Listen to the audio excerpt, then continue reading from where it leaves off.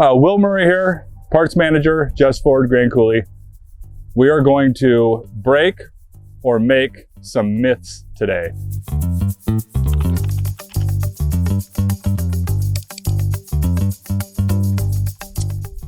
I'm gonna say not a myth. Premium gas should keep everything cleaner, and it's gonna give you a better fuel economy, so there's really no reason not to run premium gas. All vehicles can take premium gas. I wouldn't say all vehicles are gonna see the benefit of premium gas, but it should extend vehicle life. You definitely can warm up your engine for 10 minutes before driving. It's just gonna make the cab warmer. It's not better on the engine in any way, shape, or form, especially on modern vehicles. Oil needs to be changed whenever the manufacturer says change it. I don't think anything's at 3,000 miles anymore. I think most everything is at 10,000 miles. In a lot of severe weather situations, you can go 7,500 miles, but 3,000 is a little early anymore. Well, so let's say that's a myth. Tires should be inflated to what the door placard says for your vehicle, which would also require that you have the correctly rated tires for your vehicle. The check engine light is, that's a myth also. If it's not flashing, so flashing's really bad.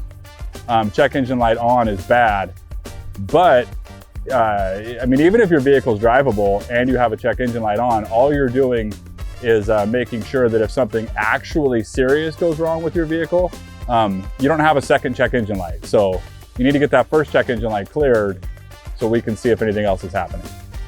Rotate your tires every time you change your oil.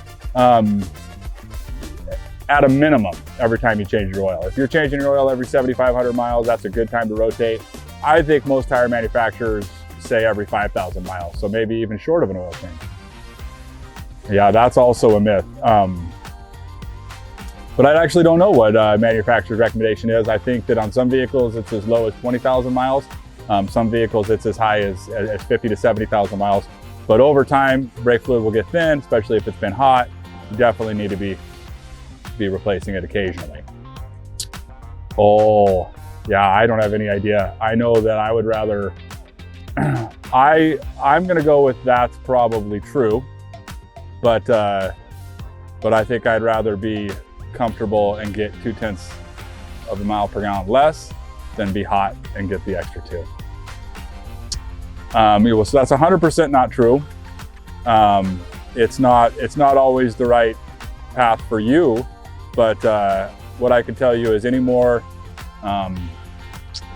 modern vehicles, take it back to the dealership, take it back to the manufacturer's dealership who sold it. There's a lot of proprietary information there, and you save yourself a lot of time, fix it right the first time. If you have any more questions, drop them in the comments, and we'll see you next time.